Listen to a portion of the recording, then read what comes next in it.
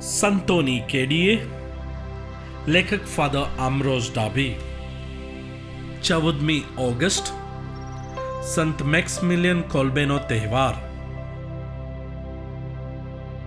જીવન અને કાર્ય. સંત મેક્સમિલિયનનો જન્મ ઈસવીસન 1894 પોલેન્ડમાં થયો હતો.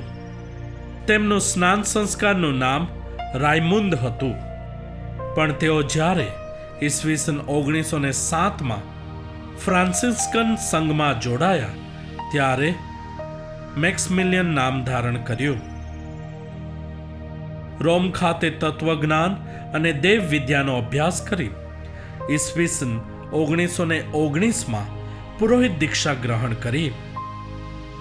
માતા મરિયમ પ્રત્યે તેઓ વિશેષ ભક્તિ અને માન ધરાવતા હતા. એક મિશનરી તરીકે તેમણે જાપાનમાં કાર્ય કર્યું અને ઈસવીસન 1936 પોલેન્ડ પાછા ફર્યા, જ્યાં તેમની ઈસવીસન 1941 ધરપકડ કરી મજૂર કેમ્પમાં રાખવામાં આવ્યા. જ્યારે કેદખાનામાંથી ફરાર થઈ ગયેલા 9 કેદીઓને મૃત્યુદંડની સજા કરવામાં આવી, ત્યારે મેક્સમિલિયન સ્વૈચ્છિક રીતે આગળ આવી એક કેદી જે કુટુંબ કબીલાવાળો હતો તેને મુક્ત કરાવતા તેનું સ્થાન લઈ મૃત્યુને ભેટ્યા. તેમણે વિચાર્યું કે આ કેદીને પત્ની અને સંતાનો છે, જેઓની તેણે સંભાળ લેવાની છે, જ્યારે મારે તો કોઈની સંભાળ લેવાની નથી. આવી ઉમદા ભાવના સો તેમણે કેદીનું સ્થાન લઈ પોતાનું જીવન સમર્પિત કરી દીધું.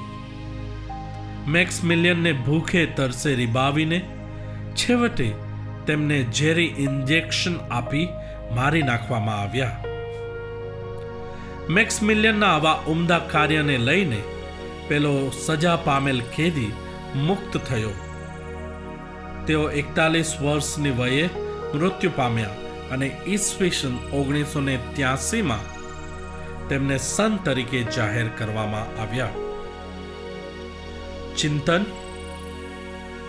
આજે આપણા દુઃખી ભાઈ બહેનો પ્રત્યે ઉમદા કાર્યો બજાવવા હંમેશા તત્પર રહીએ. માણસ પોતાના મિત્ર ખાતર પ્રાણ પાથરે એના કરતા મોટો પ્રેમ કોઈ છે જ નહીં.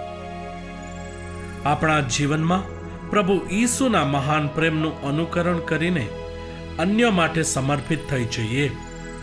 સંત મેક્સમિલિયન હંમેશા કહેતા કે ધિક્કાર કે તિરસ્કાર સર્જનાત્મક બળ નથી, ફક્ત પ્રેમ જ સર્જનાત્મક શક્તિ છે. હું કેથલિક પુરોહિત છું અને વૃદ્ધ છું. હું આ કેદીની પત્ની અને બાળકોની ખાતર તેનું સ્થાન લેવા ઝંખું છું. પવિત્રતા વૈભવી બાબત નથી, પણ સામાન્ય ફરજ છે. પ્રભુ ઈસુએ આપણને સિદ્ધાંત આપ્યો છે કે તમારા સ્વર્ગીય પિતા જેવા પૂર્ણ છે એવા તમે પણ પૂર્ણ બનો. પ્રાર્થના એ એક શક્તિ છે જેના દ્વારા આપણે આપણી પ્રેષિતિક સેવા અને પ્રેમમાં આગળ ધપી શકીએ છીએ. પ્રાર્થના કરીએ. હે ઈશ્વર, પુરોહિત અને શહીદ મેક્સમિલિયન દ્વારા તમે દુનિયા અને ધર્મસભા સમક્ષ પવિત્રતાનો એક અનોખો આદર્શ ધરી દીધો. નિષ્કલંક કુમારી મરિયમ પ્રત્યેના ઉત્કંઠ ભક્તિભાવથી પ્રેરાઈને તેમણે પોતાનું સમગ્ર જીવન પ્રેષિતિક કાર્યો ને માનવ જીવનોની સેવા અર્થે સમર્પી દીધું ને આખરે માનવ બંધુ ખાતર પોતાનો જીવ આપ્યો. એમની પ્રાર્થનાઓને બળે અમને તમારા નામના મહિમા અર્થે ને માનવોના હિત ખાતર જાત ખર્ચી નાખવાની કૃપા બક્ષો, જેથી જીવનમાં ને મરણમાં અમે તમારા પુત્ર ઈસુ ખ્રિસ્તને પગલે ચાલીએ.